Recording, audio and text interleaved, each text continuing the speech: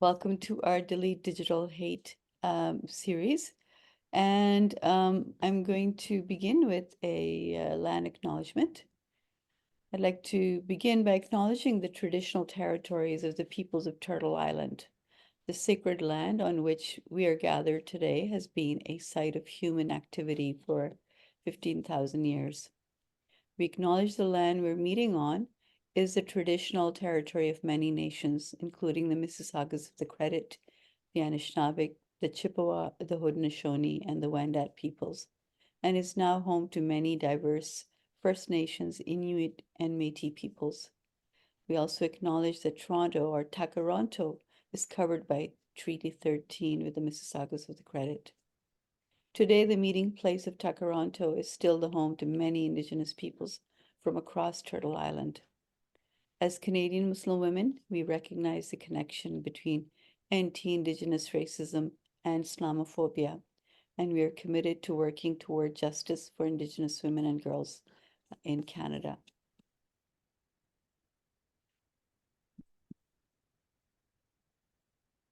Next slide, please.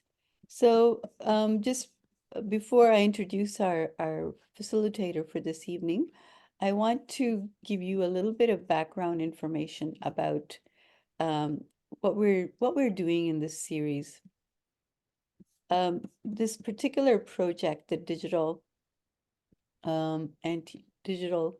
Delete Digital Hate Project, is designed to combat the surge in hate crimes in this country, especially online hate and extremism. It focuses on empowering Canadian Muslim girls, women, and non-binary individuals to address online harms that are targeted at them. As part of the project, CCMW is launching this six-part or six-episode public series titled Delete Digital Hate in Conversation with. And tonight we're going to be in conversation with Dr. Barbara Perry. The focus, of course, of these sessions is online and digital hate, misinformation and disinformation, and how we can counter these effectively. So this series, which is part of a broader digital hate awareness campaign, focuses on empowering Canadian Muslim women and giving them the tools and ideas on how they can counter those experiences online. I would like to give some context to this evening. As you all know, we are approaching the 7th anniversary of the attack at the Quebec mosque on January 29th. So it's been 7 years, and we cannot forget the 6 men that were killed in an act of Islamophobic rage. Let's remember their names: Khalid Bilqasimi, Abu Bakr Thapti, Izzuddin Sufyan, Mamadou Tanuberi, Abdul Karim Hassan, and Ibrahima Berry.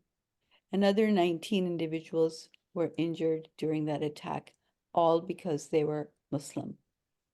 So that is, the context within which we are gathered. We have to remember that the perpetrator of that heinous attack was inspired primarily online, and he consumed a lot of anti-Muslim hate and extremist views. Tonight, I'm delighted to say to you that we have one of the foremost experts on the topic, Dr. Barbara Perry, and our facilitator, Fatma Sayed, will be introducing Barbara in a few minutes. But let me tell you a little bit about Fatima. Fatma Sayed is a Mississauga-based journalist with the Narwhal, an online publication that offers in-depth coverage of environmental and energy issues across Canada. She has worked and written for many publications, including the Toronto Star, the National Observer, the Guardian, and Chatelaine. She is the Vice President of the Canadian Association of Journalists. She was the winner of the 2022 World Press Freedom Canada Award. So over to you, Fatima. Thank you so much, Nazat, and good evening, everyone. Hope everyone's doing well and staying warm and not too gloomy. I recently read that we've only gotten 30 hours of sunshine this winter, so I hope everyone's okay. Um, I'm really happy to be here.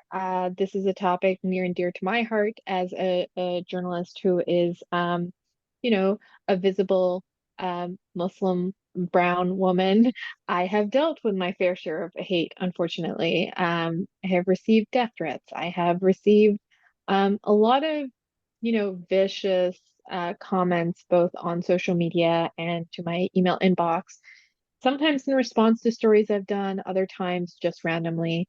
And I'm always trying to, help the industry grapple with this issue as well, which is only increasing.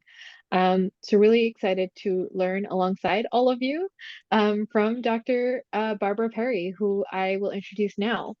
If you don't know who she is, she is a professor in the Faculty of Social Sciences and Humanities at Ontario Tech University and the director of the Center on Hate, Bias, and Extremism. She also holds a UNESCO Chair in Hate Studies, a field in which she has written extensively. She's generally recognized as the leading Canadian expert on hate crime and right-wing extremism, and she's regularly called upon by policymakers, practitioners, local, national, and international media as an expert on both topics. Welcome, Dr. Perry. Good to see you. Good to be here. So I want to start with the basics, I guess. As a cyber hate expert, which itself sounds like such a heavy title to hold, um, what are some of the challenges you've seen in addressing and combating online extremism in Canada, and how has it evolved, I guess, in the last 7 years, if not longer?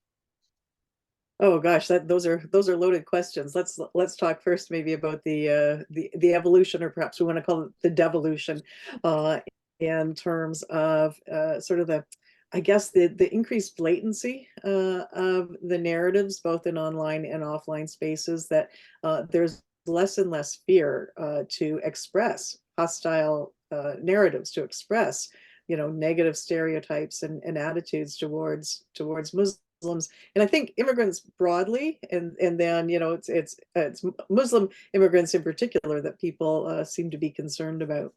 So we see in both mainstream and online spaces, narratives that hark back, generations, to talk about, the evils of the Arab world and the threat posed by, contemporary Arab and Muslim civilization, if you will.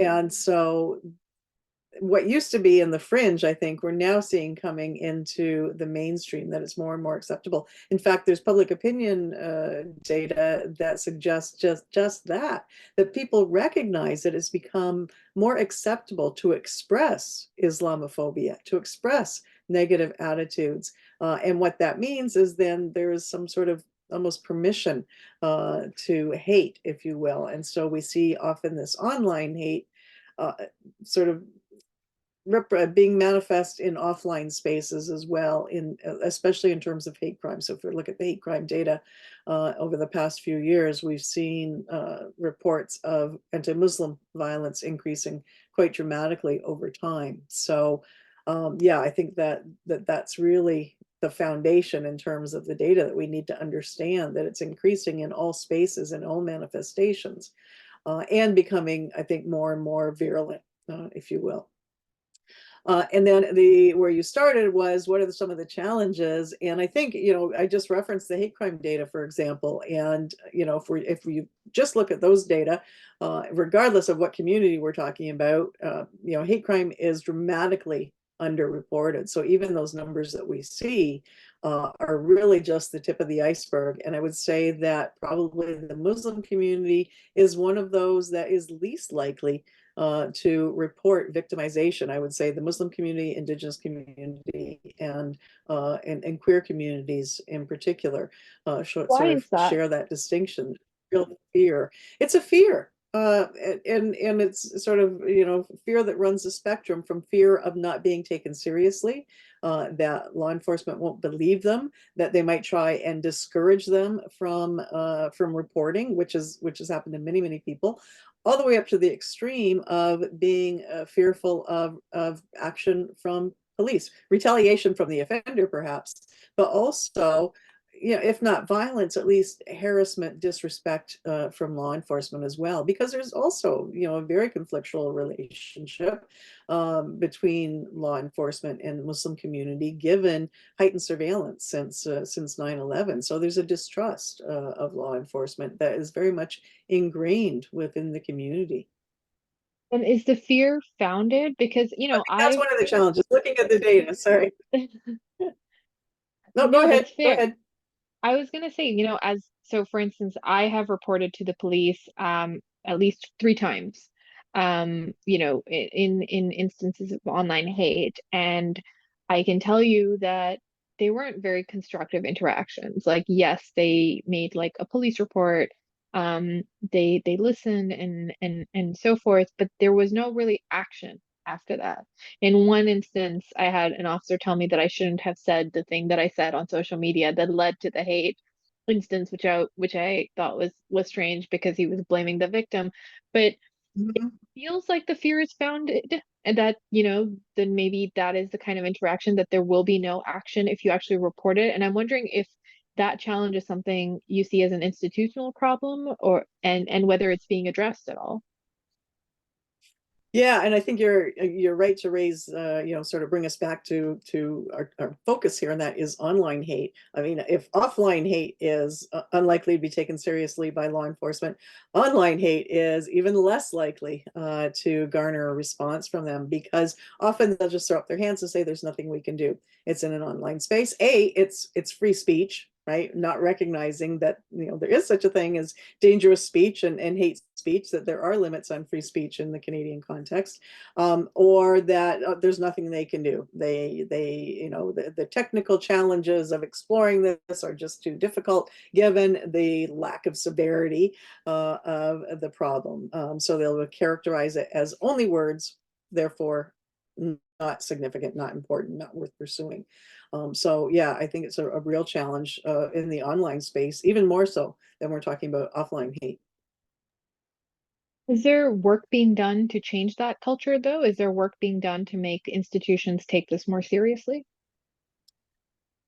I think subtly. I think that there is a lot of pressure being brought to bear around hate crime generally, and I think there is, with that, some increased recognition that that the parallel, sometimes the foundation, but also the parallel to the offline hate is online hate, and that needs also to be countered. But I think law enforcement would say that's not their role, that is the role of civil society, it's the role of education sector, perhaps the role of the government to regulate, or the role of social media companies to self-regulate. So and perhaps rightfully so, right? I think that is, it's one of those issues that I say, not just a police issue. It is and government likes to say it's a whole of government concern. I like to say it's a whole of society concern. And so we shouldn't be leaving it up to police. We shouldn't sort of derogate authority there. But in fact, what I like to see is organizations like CCMW, being funded and being supported, helping to sustain their infrastructure so that they can do the really hard work that needs to be done to counter hate, especially in those online spaces. So, as an individual, there are minimal options, right? Like, that's what it feels like when it comes to dealing with online hate. Earlier in when I asked you the first question, you had mentioned that oftentimes these are related to events, right? They're related to things that happen.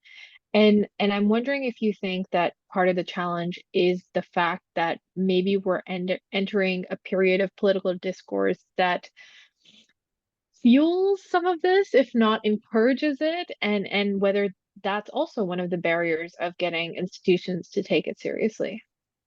Yeah, and I don't think that we're coming into a space where that's the case. I think that that's long been a case. I mean, wrote my first book in 2001 and made the argument there that the state lends a permission to hate, as do other key institutions, but certainly the state through policy, through rhetoric, through practice. And so I think that that has been an issue for a very long time in not just the Canadian context, but more broadly. But as I think has been exacerbated, especially since 9/11, for example, through the use of terrorism legislation or surveillance, hyper surveillance of Muslim communities, security certificates within the Muslim community, all of those sorts of pieces that have contributed to distrust, I think, and suspicion about Muslims and Muslim activities. In addition to sort of the narratives that we hear. And I think that, during the last conservative administration at the federal level, we certainly saw a lot of that in terms of, I think, dog whistles, remember the hotline for barbaric cultural practices. Who was that directed to, right? And other mechanisms and other language that was being used. That the niqab was offensive. A whole array of language there. In terms of policy, we look to Quebec there and the barring of religious symbols. And again, we know which communities are the intended targets there, and the disproportionate impact that that's had on Muslim women in particular. So absolutely, the state does lend that permission through its actions, through its narratives, for people across the board. And then let's add to all of that what's happening in our own context. Let's add to that the impacts of Donald Trump since at least 2014 when he was running for no, I guess that was 2015, the leadership of the Republican Party, and was not at all gentle in his vilification of Muslims.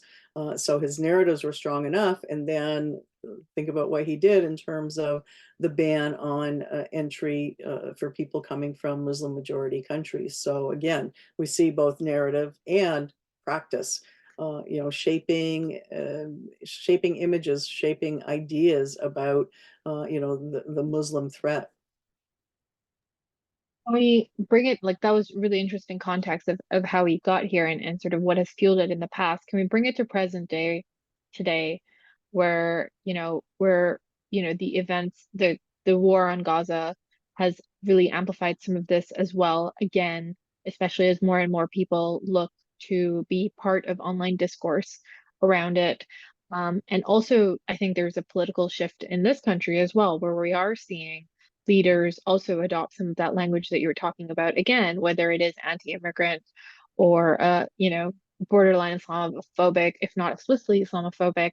Are you concerned about what you're seeing happening in Canada? Is there, what are you thinking when you see all of this play out right now?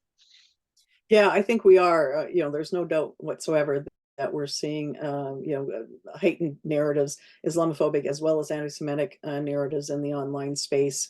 That sort of the blame being laid on both sides. That this side is barbaric, this side is barbaric. We're seeing it, sort of writ large, and it's just further increasing the polarization that we've already seen. And I think what's particularly disturbing about that is that the Muslim community and the Jewish community in Canada had worked so hard for so many years to build solidarity and to build, interfaith dialogue and connections, and we're seeing that torn apart. So what I'm really gratified by are those that are still trying to keep those fences down and sort of keep the gates open to that dialogue, ongoing dialogue. But I think it's becoming, more and more fraught and very difficult to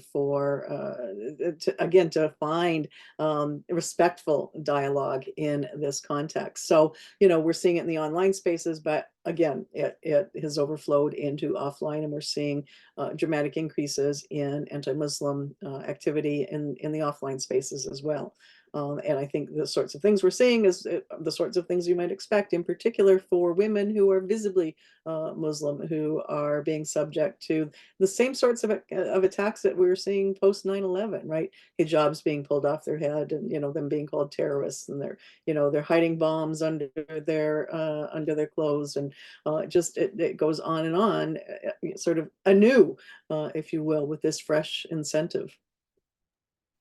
I mean, I don't want to sound like everything is bad, but everything does seem bad. Like the forces at play that are creating this, online hate seem bigger than the individual that is dealing with it. Context is so huge, and then the solutions seem very ineffective. We also know from studies, including some of yours, that the women who are most impacted are often young. 73% of the women are between 18 and 24 who are dealing with online hate.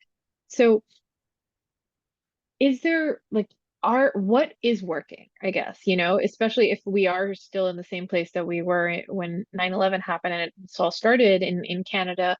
Um, is there a way to break the cycle? I suppose. What are we thinking in that regard?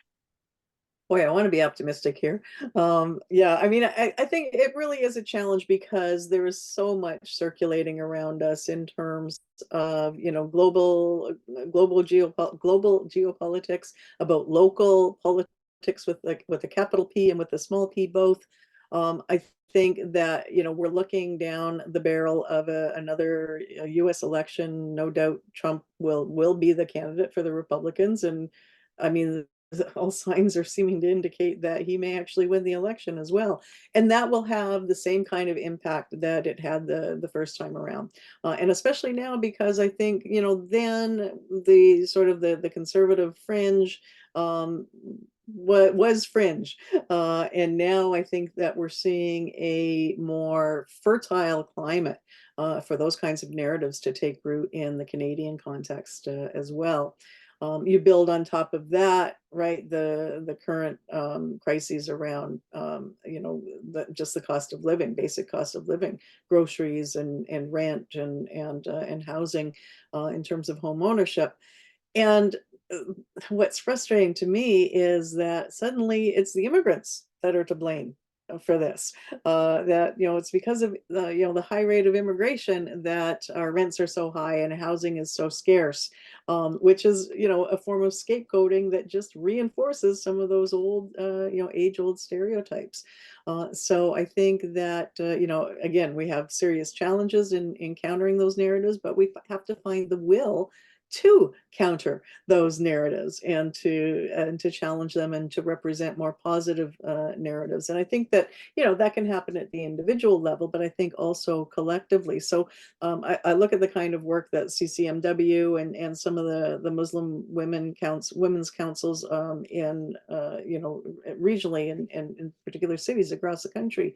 I look at the work that they've done in this space, and I think it's really remarkable in terms of providing counter narratives and providing counter examples and illustrations, positive energy, if you will, but also tips for folks to themselves safely, and this is the important thing, safely intervene in Islamophobic online spaces, to counter or to deflect the conversation. Sometimes that's as effective as countering it, is to deflect it and sort of bring it back to safer and more respectful kinds of conversations. So I think that there are some strategies that are working at that level. But again, it's often for a lot of civil society organizations, they limp along from grant to grant.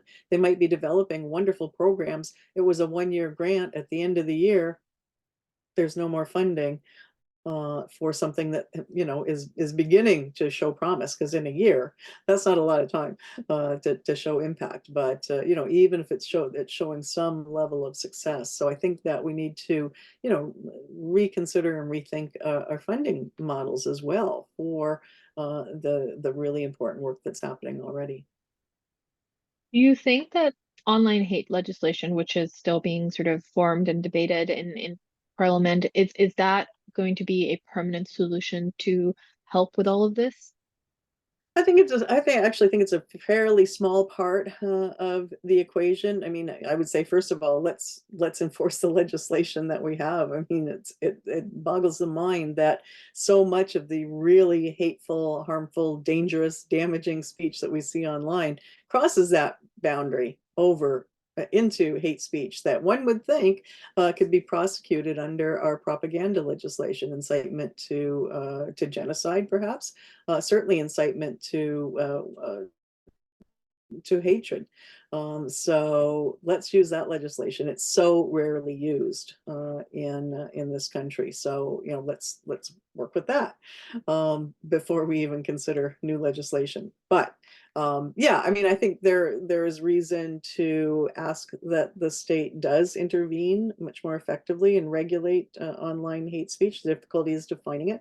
I always point to successive court decisions that we've had here in Canada that have defined hate in slightly different ways, that has been distilled now by a Canadian Human Rights Tribunal decision into what they called the 11 hallmarks of hate, which sort of has taken some of those key markers that can be used to help us define hate, even in the online hate legislation. So, but again, that's a small part of the equation. I think that the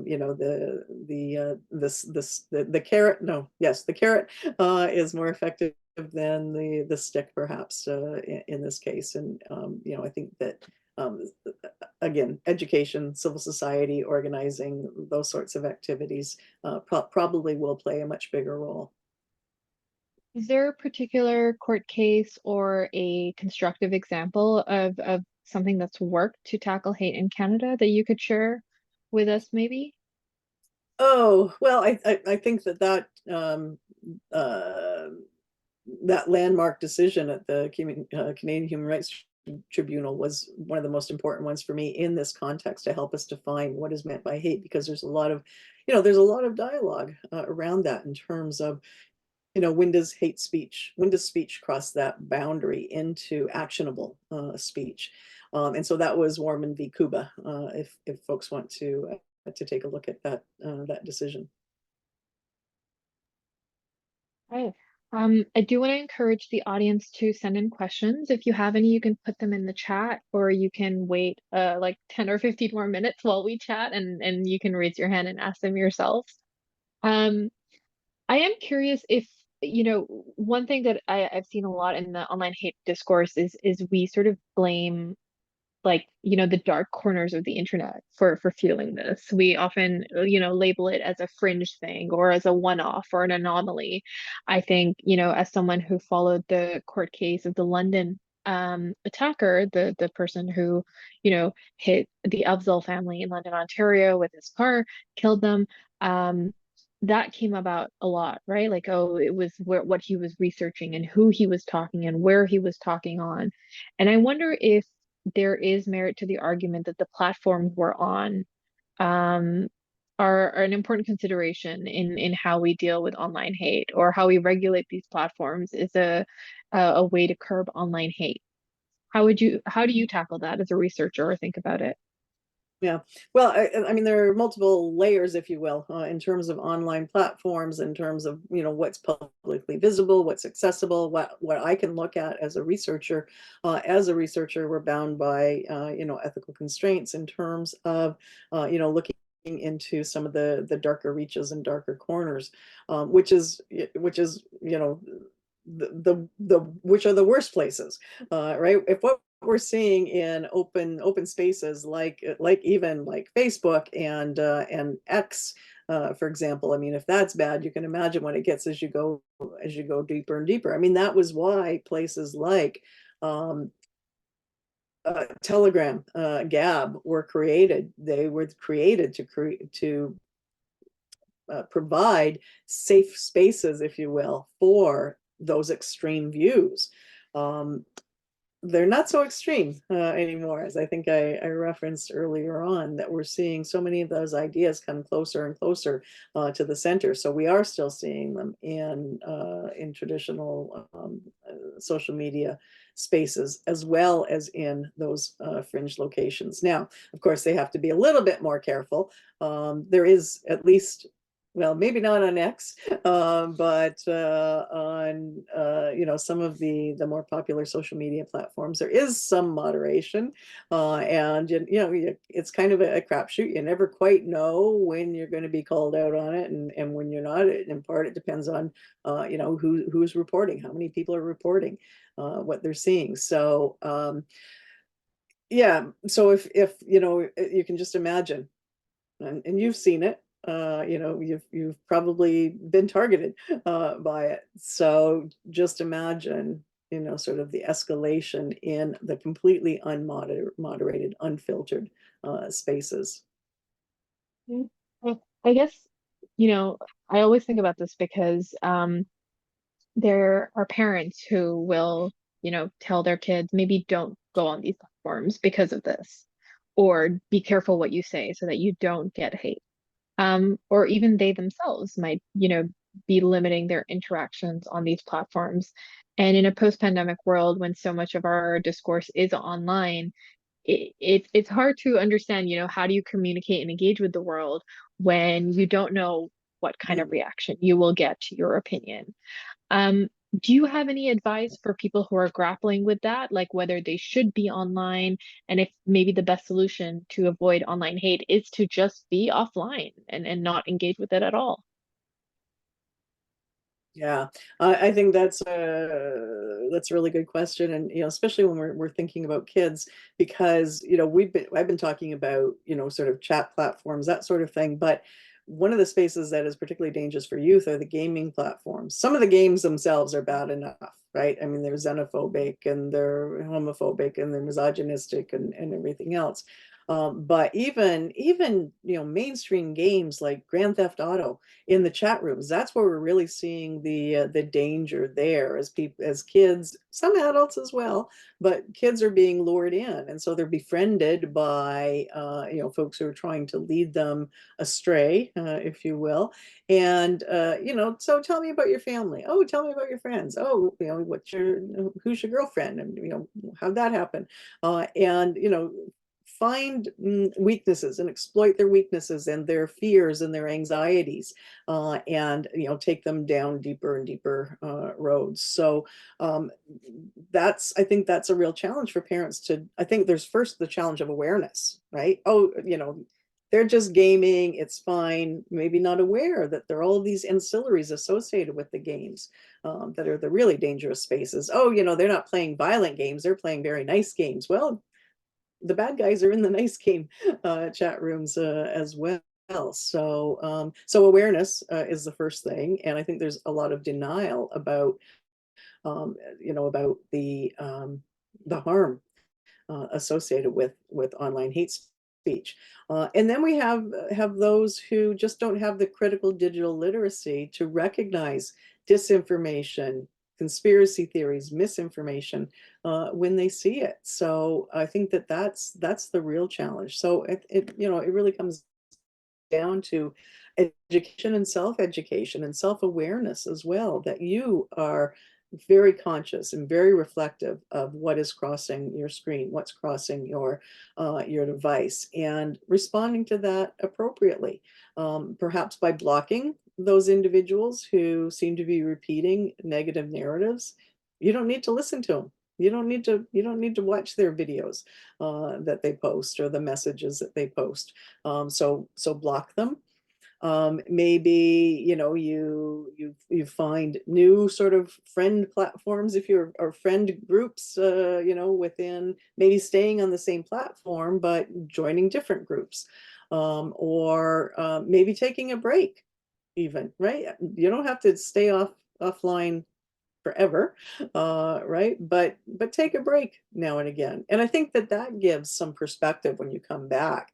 And I think perhaps things that might have seemed normative and acceptable, suddenly you recognize how blatant the language is. You recognize how harmful some of the language may be.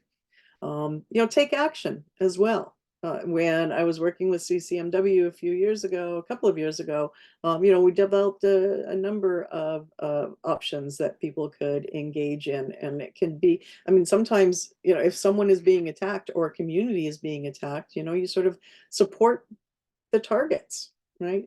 Speak up for the targets. Offer, maybe in a message, a side message, offer support. What can I do to help you? And I think we tend to forget about the people who are being targeted. And I think we need to remind ourselves now and again that they might need support. They might need someone to talk to.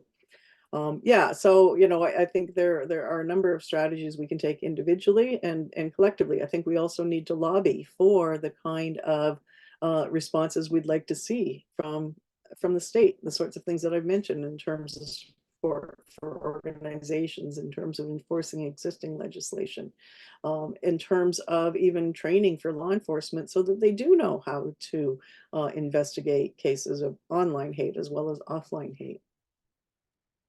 Yeah, one thing I always think about when you laid out all these strategies, which I've heard before because I've had to teach myself how to deal with online hate as well.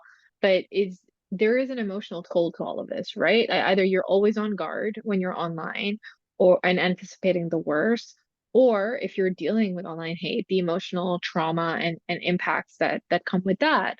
Um, is there, have you seen that be meaningfully addressed in any ways over the years? Are there community supports that can exist that we can create to deal with that?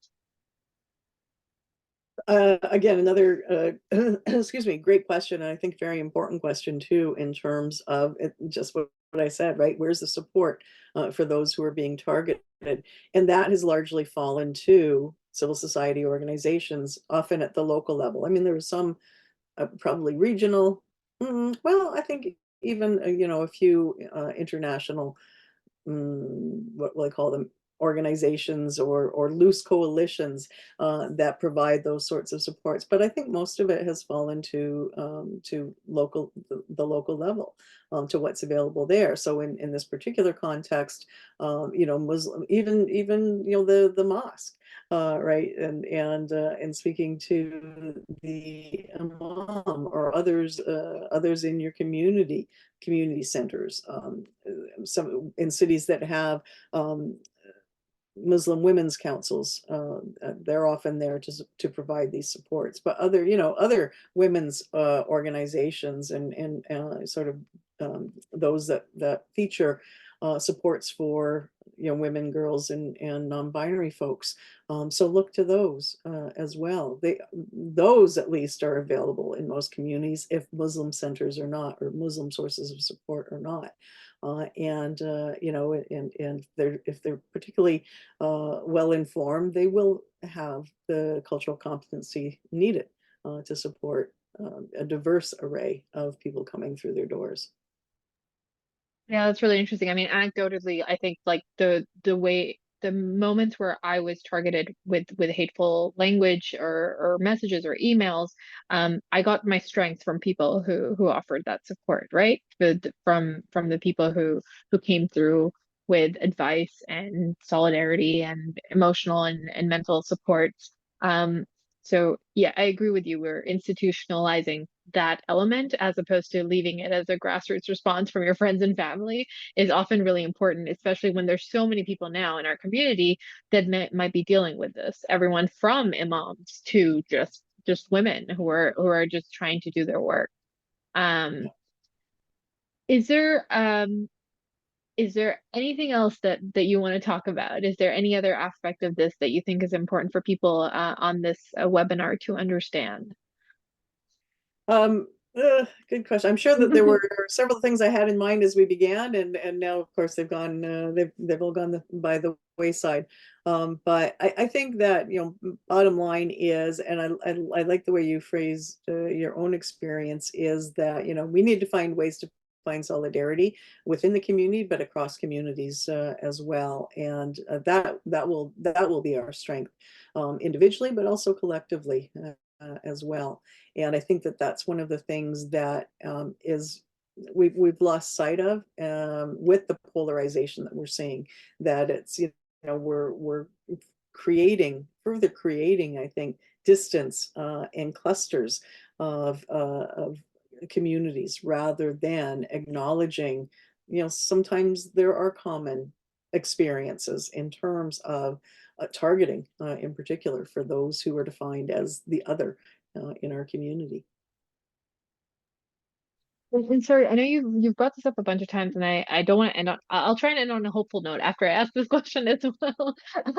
But we focus a lot on the victim, but when it comes to those people, the others, or the perpetrators of online hate, what can society do to help them, if that's the active verb to use here? Like, what can society do to help them understand the dangers of sort of the online discourse that they're creating?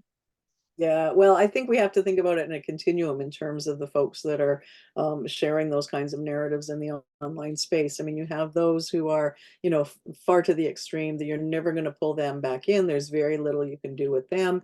One hopes that if they're extreme enough, then law enforcement perhaps will intervene, or the social media companies will intervene if they're, serial offenders in particular. But I think most of what we see, a lot of what we see, is sort of the mushy middle. Those who are just, easily swayed by what they see, what they're reading online. Again, those who are acritical of what it is they're consuming, and aren't able to distinguish disinformation from accurate information, conspiracy theories from sort of reality, whatever that is. So I think that, these are the folks that we need to target.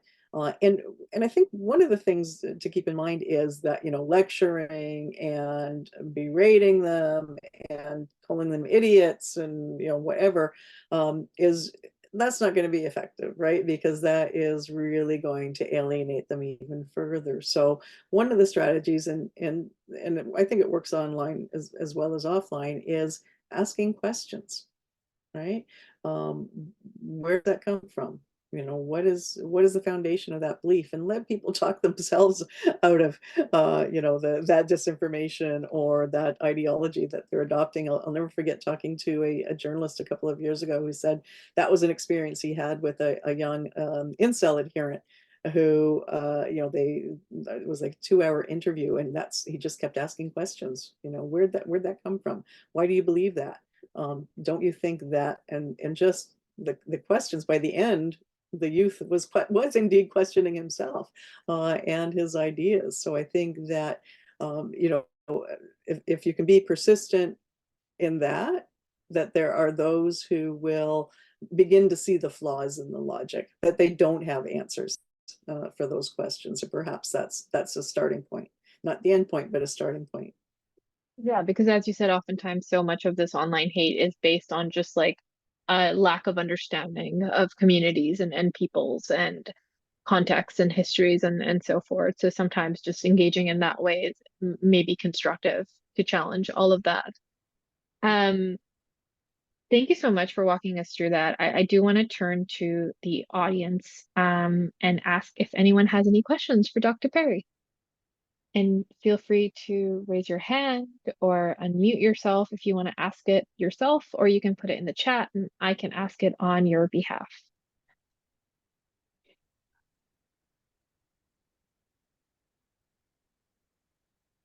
While people are maybe thinking, how do you take care of yourself? I mean, you're in the darkest corners of the internet all the time, and thinking about this day and night. How do you take care of yourself? I can show you the bar we built in in our new house. That's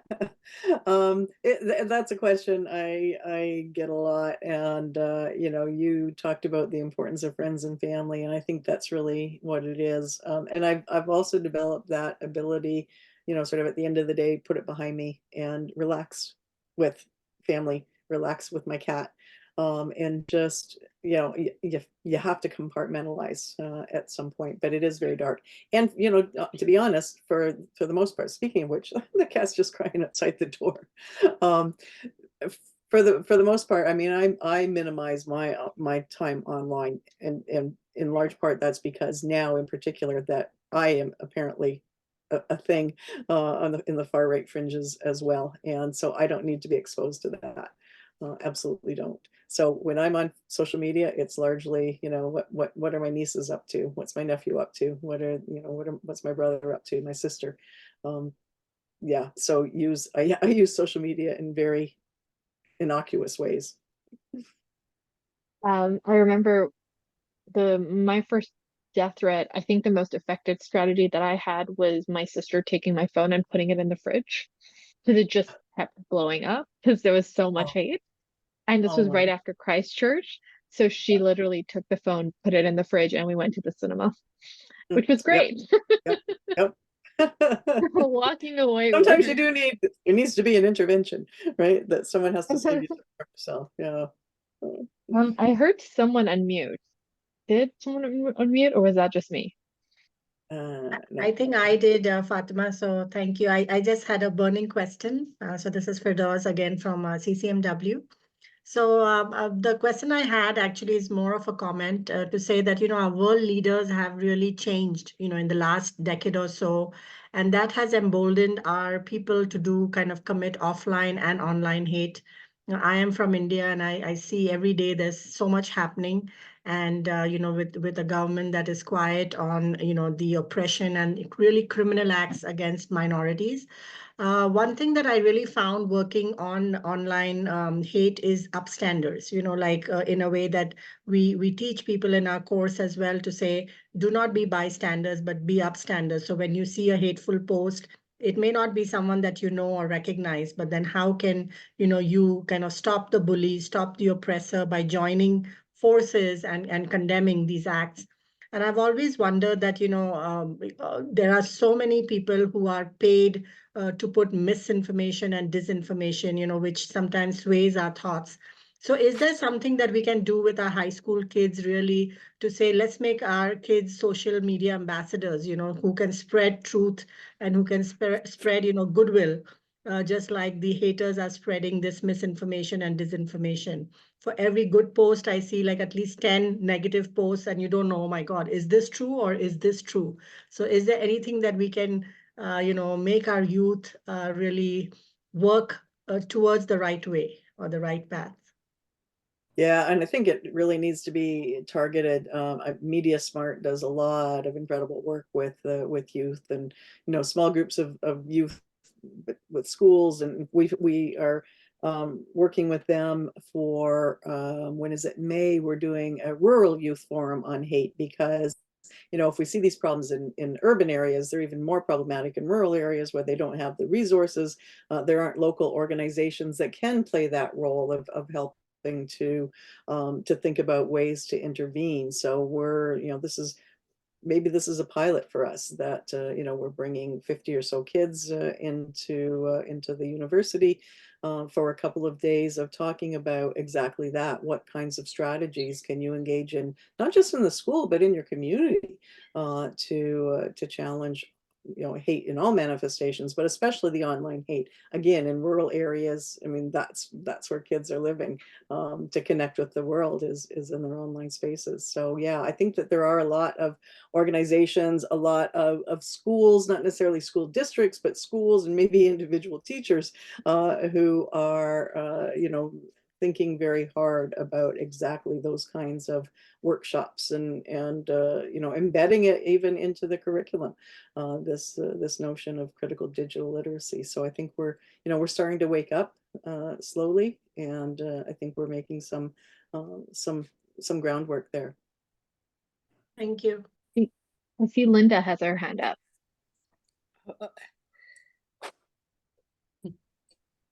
Am I unmuted? Yeah, Oh, we okay. can hear you. I wasn't sure.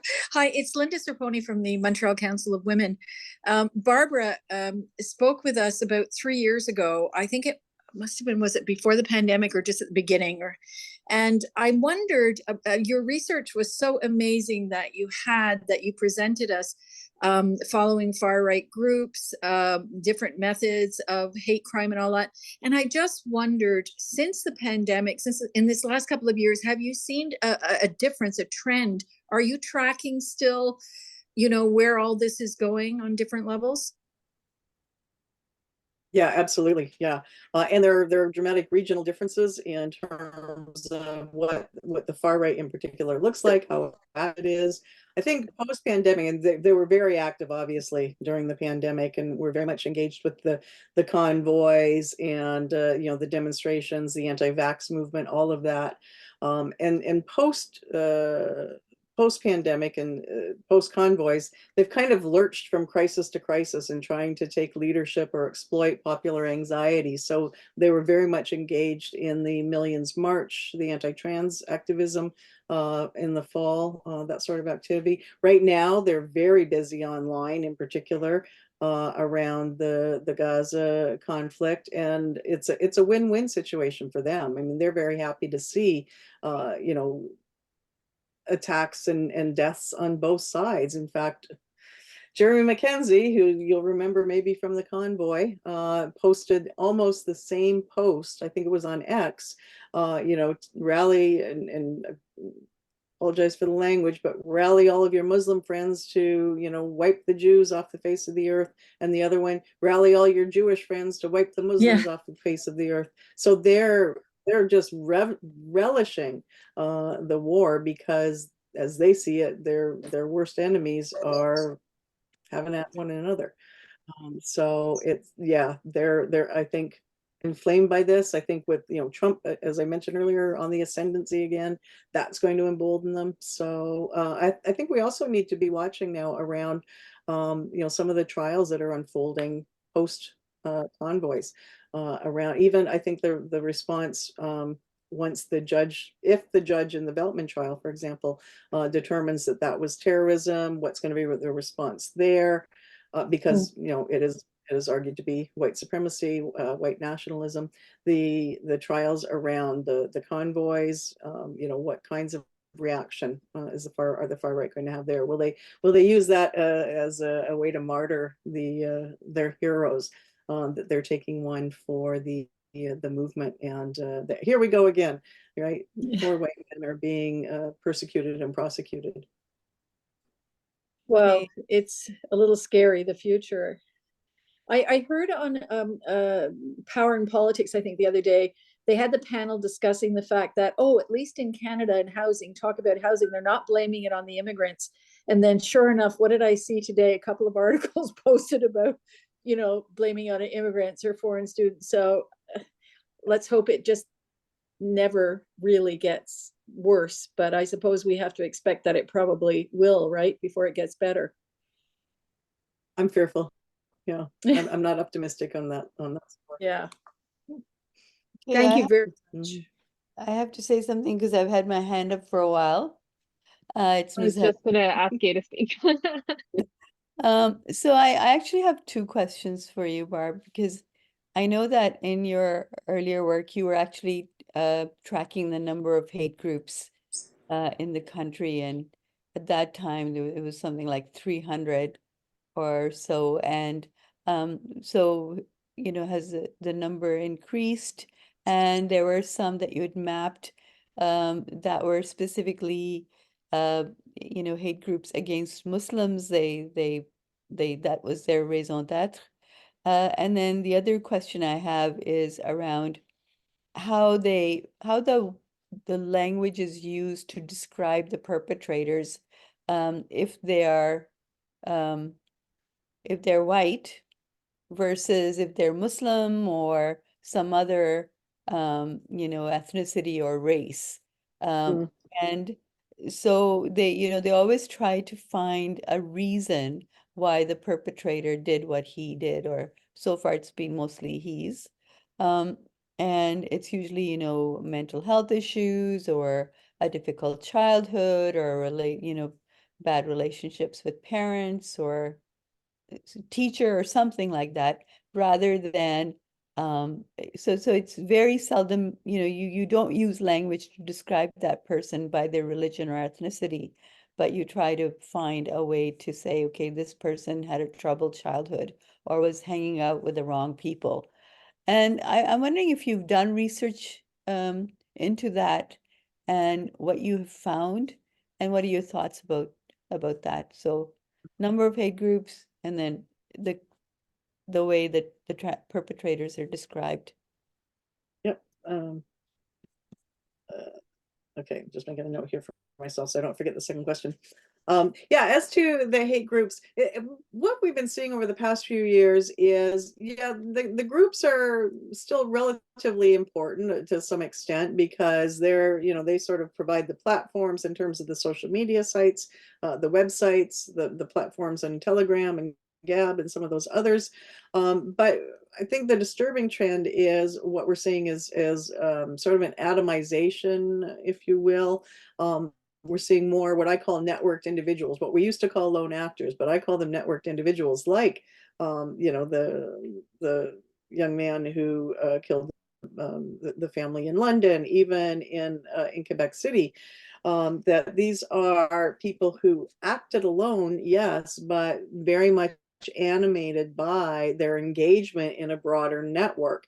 And it's not always one way. They're not just consuming, they're all also very active in those social media spaces. If we think about the Christchurch shooter, for example, he was very active online, posting his own screeds and his own narratives as well. So I think that the number of groups is, at least a plateau, if not decreasing, but we're seeing much more of this atomized engagement with the movement without necessarily affiliating with a particular group, which may be more dangerous because it's much more difficult to monitor, even should law enforcement want to monitor their activities, which leads then right to the second question is in terms of how we respond to people in sort of different taking different ideological positions or different from different cultures. And I think you're absolutely right that there's a tendency to engage in individual pathologizing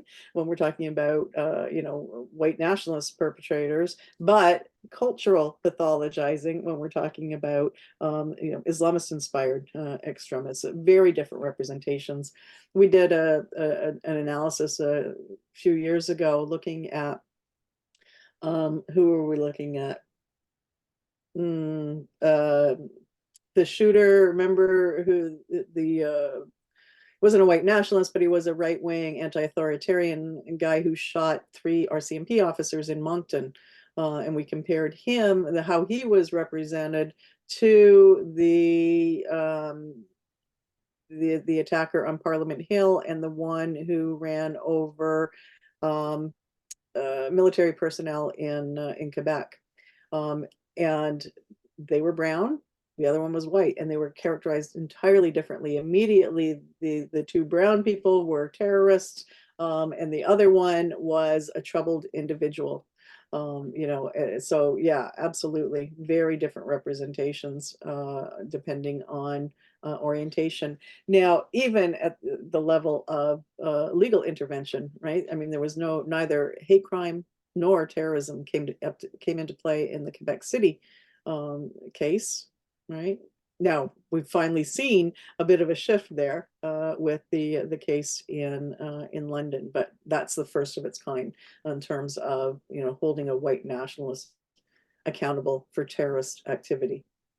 So I think from what I've seen, particularly related to the London case, I started to see a shift in language in the reporting, especially with that particular incident, because I think it was local. It felt very real to people because London is not a large city, but it has enough people where the community rallied around the families and the community.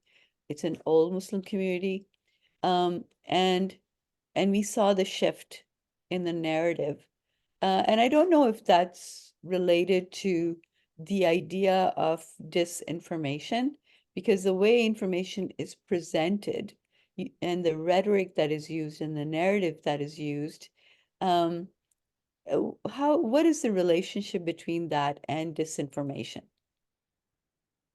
Well, I mean, I think it's a part of a broader shift that we have been seeing over the past maybe 5 years or so, where there has been a broader recognition that there's more than one kind of terrorism in Canada. So, I mean, we're even seeing that amongst law enforcement and intelligence that, 6 years ago, 8 years ago, when I started speaking to law enforcement audiences, I was generally the only one that was talking about right-wing extremism, and I was, buried somewhere in the middle or at the end when everybody had already left, and nobody had questions. All of that has shifted dramatically. Now the focus is on right-wing extremism within those communities. So there's an acknowledgement there. I think that there is, and not that there's a shift in the reality of terrorism, but just a shift in the recognition and the acknowledgement of it. I think in part because of the kind of research that myself and others like me have done, sort of brought this to the surface, but also because, I mean, let's face facts, in the past less than 10 years, we've seen 35 murders that are attributable, sorry, not 35, 28 murders that are attributable to some variant of far-right extremism. It's hard to argue with those kinds of numbers and to deny in the face of that, that, white supremacy kills in our country. If I can, Yeah, no, yeah, I, okay. I know you're the expert, Dr. Perry, but if I can add, I think oftentimes as members of community, we are quick to amplify the negative, but not necessarily the positive. And I don't mean that in like a good news, bad news way, but in the sense like there is often coverage that debunks the dangerous elements of narratives that lead to online hate, but that doesn't often get enough or as much circulation or attention as the bad thing that happened. And I think as members of the community and as civil society groups, I think, oftentimes, like, I can give you an example from the past year. As an environmental reporter in Ontario, for example, the last year has been about reporting on the Greenbelt and the proposal to build housing on the Greenbelt. And a lot of progressive conservative politicians came out and blamed immigrants for the need for that. And that was very dangerous rhetoric. Mm, mm, And I wrote two pieces trying to debunk that. But because they didn't catch as much attention as the comments themselves, it sort of continued to fuel that discourse. And I'm not saying, like, mm, I'm not trying to put blame on anyone or anything, but I think as a society, we are quick to remember the comment and not as quick and not as effective at debunking that, even if that exists. Um, I think one of the things that I've learned, and I'm still learning when it comes to misinformation and disinformation, is we do need to work better to do that as a media institution, but also as a society. We will remember what the stupid things Donald Trump says, but then we'll forget to actually debunk that and say, here's why that was bad. yeah, You yeah. know? And I think that second part is really important. Natasha has a Well, question. I think the problem is that I think Please. some of those, I mean, so many of those conspiracy theories are framed in very simple ways, easily digestible, therefore, easy to adopt and accept. Whereas the debunking, the explanation, the context is complicated. It's, you've got to bring in history and economics, and people they don't want the long answer. They want the short Can't answer. make it a slogan, unfortunately. Yeah, The truth yeah. cannot be delivered in a slogan. One more Um, thing to blame on Twitter, I think. Our inability to digest long Longer narratives. piece. Yes. Natasha has a question about, if someone makes a flippant comment online about Muslims being dangerous in general, should we respond seriously or should we respond back in the same tone? Oh, that's a tough one. I think it often depends on the context and the audience and who else is in that conversation. I mean, if it's another Muslim saying it because they're parroting a stereotype, then yeah, I mean, respond equally flippantly. But if it's and it's hard to tell in the online space, right? Did someone really mean it, or was it flippant? Or was it passive aggressive? So I think you have to read the context and read the room. I think it's, if it was flippant, but still, sort of, I'm not going to say just offensive, but potentially harmful and damaging and reproduces negative narratives, then I think, it warrants some comment. It's like, again, not being a bystander, but being an upstander, and calling people out. Yeah, and I think solidarity goes a long way. Like it doesn't matter what community you're from. Like if you hear something wrong or read something wrong, if you can do anything to debunk that so that the onus is not on that person or members of their community, that goes a long way. Because I think Dr. Perry said this earlier as well, the burden of online hate is a shared burden among many different communities and many different peoples. You know, I have learned from my Black colleagues and my Indigenous colleagues because they've been dealing with it for a lot longer than I have. So if you're a white person or a Indigenous person or whoever you are in a space where you're seeing Islamophobic rhetoric or anti-Semitic rhetoric, I think everyone has a duty to call that out. I hope that answers your question, Natasha.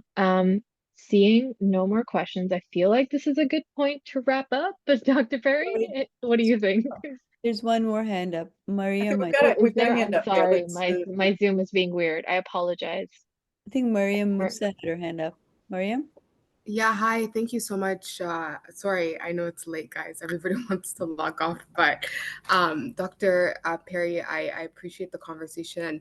I'm from the Office of the Federal Ombudsperson for Victims of Crime, and we recently had a conversation on online hate and hate crimes. And you shared something that was really interesting, and I keep thinking about it, which was, I guess, the responsibilities of social, well, I guess more so like YouTube, in that case, of online platforms when it comes to algorithms. And when you're consuming, or if you just happen to fall upon like maybe a video that's has maybe a bit of hate in there, maybe it's kind of leading on the spectrum of like public opinion, and then the algorithm working towards and feeding you more maybe videos like that. And you mentioned in your own research, so if you could speak a little bit more about that, that'd be great. Thank you. Yeah, and I think that's one of the challenges, even in terms of the ads that come up on Facebook, all of that, all those pieces, things that those algorithms are really dangerous. I mean, I've seen it most clearly myself on YouTube, because of the research we were doing. We were looking at white power music videos, so we started with some of the ones that we were very familiar with, and some of the very classic ones like Screwdriver, and then the recommended just kept filling up with darker and darker and darker, and you'd go down the line and pick one that's 7 shades worse than Screwdriver, and then after that they get worse and worse and worse, but they're still up there, right? They're still up there, and they're virulently racist and homophobic and misogynistic and just name it, and they're still readily available on YouTube. So yeah, I think that there are problems in general, but problems with the algorithms as well, reproducing those narratives, reproducing conspiracy theories in other contexts as well. And so that what is being fed to people is not varied. It's not a varied diet at all. That's unhealthy, when we're talking about the food we eat, but it's also unhealthy when we think about the information or disinformation we consume as well. Thank you. Great question, Miriam. Anything else? Seeing none. Thank you so much, Dr. Perry, for speaking to us about this. I know I learned a lot, and I really appreciate your time so late in the day. And I want to thank CCMW for hosting this chat, and look forward to the next one, which I will pass on to Nozat to tell you guys more about it. Okay. All right. Thank you very much. Can we just put up that last slide? First of all, thanks so much, Barbara Perry and Fatima Sayed, for an excellent conversation. There was a lot that you both exchanged, so we've got lots of food for thought and some actions we can take to counter what we see, and if we are subjected to it, to find allies, to work with us and support us in our responses. So for our next session, the episode is called Young Canadians Pushing Back Against Digital Hate. And that session is going to be in conversation with the YWCA and Noor Fadal. Noor Fadal was featured in one of our Hate to Healing videos. She had firsthand experience of being attacked first in person on the SkyTrain in Vancouver, and then experienced online hate after she talked about it in social media. So lots to cover there. And please join us again. Incidentally, we did have someone here from Meta who could have addressed that last question, but they will be joining us for a future session. So all these questions you have about the platforms and what they can do to regulate things, we'll have a session, especially with the particular individual from Meta, to talk about that. So until next time, February 15th, thank you again for joining us. You can register for this event from our website. We've also put the link in the chat if you want to register for the session. Now, thanks again and have a great evening. Night. Thanks for the opportunity. Thank you.